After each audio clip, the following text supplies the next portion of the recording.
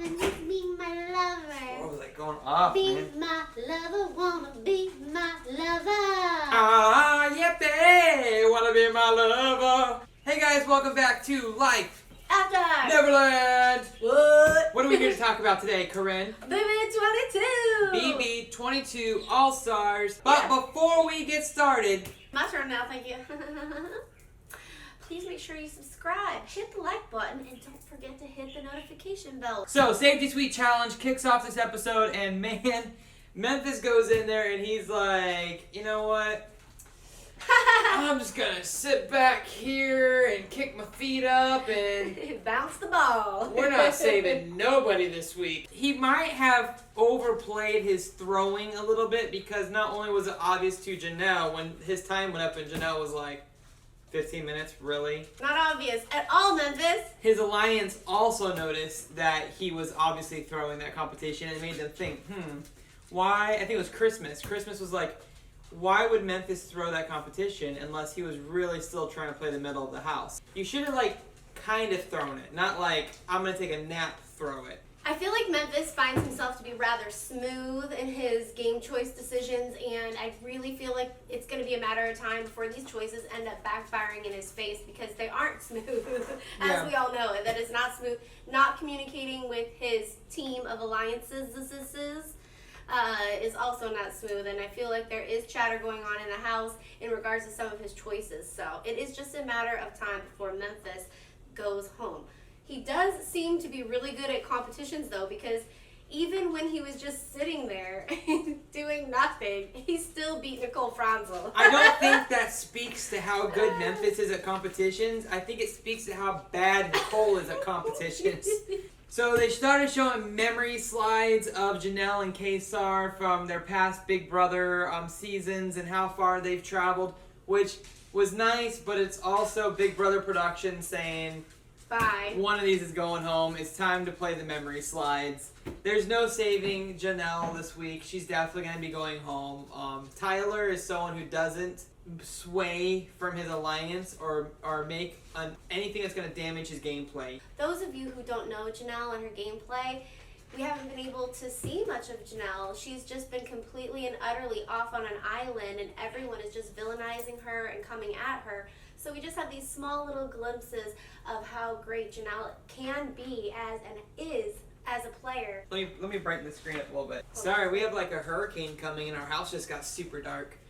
Okay, anyways, so so production showed the sequence. They had it loaded up, ready to go. They know Janelle's going home. We know Janelle's going home. I'm going to be unbiased here, okay, guys? So don't attack me in the comments because I am not Team Nicole Franzel, okay? I am not. She's definitely the villain in the house. If she would just own her strategy in the diary room at least, like to the rest of us, we would be more on board with her and probably like her more because she's playing a really good villain game. She's moving targets onto other people and then convincing people to go after that target. Yeah. And even if you don't like that style of gameplay, it's still a game. And she did just pretty much get Janelle voted out, and now she's putting a new target on Davon, maybe Bailey. Yeah, no, definitely she is, Sean. You really hit on a good point. There was an article that came out, or a tweet, or something along those lines from Rachel and Brendan. And it's interesting because the drama that's starting to happen in the house is happening outside of the house too. So those of you that follow Twitter will see Rachel, Brendan, even Victor are all chiming in on kind of what's going on in the house. But one of the things that Brendan said is that Danny and Nicole are basically being these gossiping kind of, I'm putting my own words in, little brats, but the other word that he used was narcissistic. And when you were talking, I was thinking gaslighting, and that is exactly what Nicole Franzel uses as her gaming tactic, because when she chose Janelle to be on slop, the way she went about it, saying that, she was very snarky and saying that, Janelle has been talking about her. Actually, if you watch the live feeds, Nicole is the one that's been talking about Janelle the whole time to absolutely everyone. So what she's doing is she's villainizing Janelle so that all the other house guests are thinking that, Janelle's doing all these villainous things when she's really, really not. So if you're not watching the live feeds, I can't help but wonder, do some of the casual BB watchers, viewers, think that Janelle really is the enemy because she's not. What she's doing is the definition of a narcissist. Right. I think what's driving everyone nuts is she's like, hi guys, did I do that? Did I do? And I think that's annoying us. She's playing a good game as a villain. Is anyone else convinced by this? Because just as Janelle can kind of look at people and give them a good read, I can't help but feel the same way about Nicole Franzel. When she sits there and she says, oh, did I say that? That wasn't her face though. That was her face after she said it. The minute it comes out of your mouth, that's when you're shocked. If you didn't mean to say it, like, I don't buy it. I do not buy it, guys. I don't buy the innocent card that she constantly plays.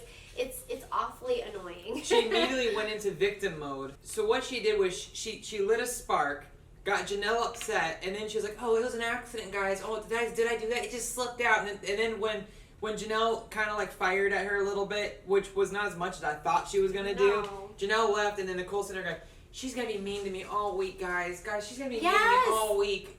Guys, she's gonna be mean to me all week now, isn't she? It's like that's her gameplay. That's the manipulation.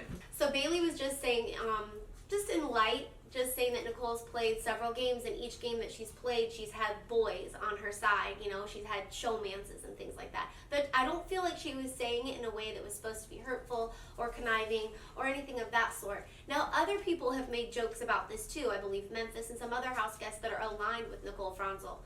But because Bailey said it and Janelle's going out the door, I can't help but wonder now, because Nicole is harping on that now.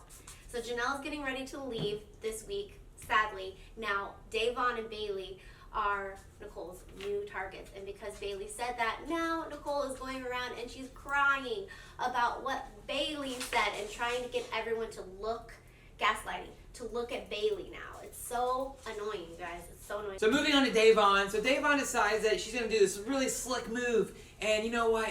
I'm going to tell everyone that I really wanted punishment. I've never had a big brother punishment. And what she really wants is the safety suite safety. So, you know, Davon's begging everyone to use this. Tyler is totally onto her. Like, why doesn't she trust? I'm the head of household. I pick who goes up. Why is she begging for safety?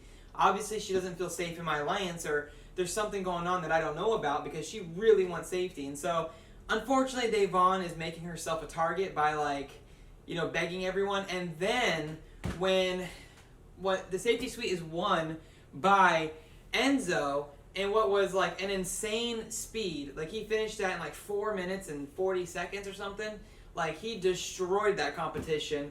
You know, he's the meow meow, he's a cat going around the lasers, and he uses his +1 on Christmas again. That's Christmas twice in a row.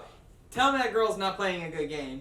Although I feel like this might put a target on her. But anyways, as soon as he picks Christmas as his +1, Davon does her, like, pissed off literally, I haven't seen that face in a while. And it was obvious. Guess who saw that face? Memphis, right? No. Who saw Tyler. it? Oh, Tyler saw it? Tyler said he was sitting right across from her, and he saw the face she made when she didn't get picked. And, like, she's putting herself in a bad place. She is putting herself in a bad place. I did think that was interesting gameplay to spin it, because I do feel like she was spinning it to try to make it seem like, I really want this experience. But it was very obvious that she just wanted everyone to use the safety on her. Right. And so I kind of felt that was a weird tactic. I feel like, unfortunately, Davon, David, and Bailey are going to get themselves voted off very quickly because they have chose to not commit to either side. They are legit floating.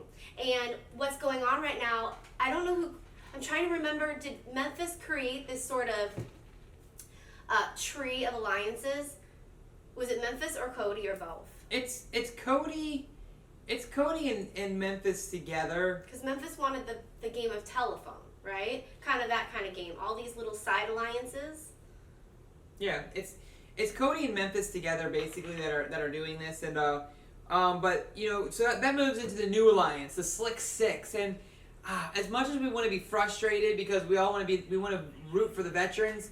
These newbies are playing a smart game, because Cody and Memphis are sitting there and they're like, and Tyler, and they're like, you know, we got these middle people who we don't know how they're gonna vote. We need to make them think they're with us, even though they're not really with us. Let's make a pretend alliance. Right. And so they bring in Davon. They bring in Bailey. It's Enzo, Danny, Tyler, Day, Cody, and Bailey. So now they have them in the Slick Six Alliance, which doesn't really exist. And now Mama Day is like, I'm in the Slick Six Alliance, and da-da-da-da-da. It's like... It's a joke, and the thing that's interesting about this tiered alliance, if you will, like a pyramid of alliances, I feel like that's new to me, this pyramid of alliances, which might be the new way that BB is going to be played. It's not fun for the viewers because our favorites, usually, which is usually the underdogs, they don't get an upper hand ever, and that's what stinks. But in a way, it's kind of genius because Tyler and Cody, I believe, are intermixed into all these little alliances, as well as Danny and Nicole Franzel. And so what do? They're the little snitches. They go to the major alliance, the main big alliance, and they just spill everything that they're hearing, which is why Bay and Day, and now it looks like possibly David, because he's not really showing his cards at all as to which side he's on at this point, they're going to get themselves voted off really, really quickly. And it's already starting. Right, and this happens every season. Is that the people who aren't part of the major alliance, if they would pull together, they would be able to like fight back, but they don't see it. They either want to play the middle, or they don't want to make big moves, or whatever the case is. You know, they could have teamed up with Janelle, Kesar. You know, they could have had David, Bay, Day, Ian. They all could have got together and formed an alliance to battle the other alliance, but it's too late now. They've already lost too many numbers. So in closing, you guys, please, first of all, let us know what you think about these pyramid alliances. What do you think? Are you enjoying this season? And who's your favorite player this week so far? Well, who's your favorite player? I want to ask you that question. My favorite player right now is going to be, and I'm taking my bias out, okay? Because I love Ian, so I would say Ian every single week. But I'm just strictly going week to week off of gameplay. I think right now, Tyler's moved up a lot in my book, but I'm still giving it to Christmas. I feel like Christmas is the safest player in the game right now. I might have to agree with you, and I do want to say this about Christmas. Last night, Christmas was reminding me of Patty Simcox from Grease, because not that she's like a cheerleader, but she's just so like, anytime anything team related or anything like where she needs to get involved, she gets so excited, like overly peppy excited about absolutely everything. Yes, I'll do it. Okay, you know, just things like that. And it's just, she's funny. She's really loving this game. So I have to agree with you, Sean. I really don't want Tyler and that whole crew to get an upper hand. I don't. So I'm not saying that I really am in love with Tyler, but what are my choices right now? I really wish Janelle, I really wish Kaser could have done well, because after watching their time in the house over the years, they're beautiful, they're great players, and I hate to see them go so quickly. So just to let you guys know, major spoiler here, Janelle is definitely screwed because Cody won the POV. But something that's funny is Christmas. She has her punishment, so we're going to share that with you. She has a little star that she has to carry around the house and treat like a baby. So she's got to change its diaper. It probably cries in the middle of the night and wakes everybody up. Yeah. So it's a house punishment, that's for sure. And what's interesting with that is, so they've added a second star. So now she's got two she's taken care of. And it'd be funny if they keep adding. Who knows?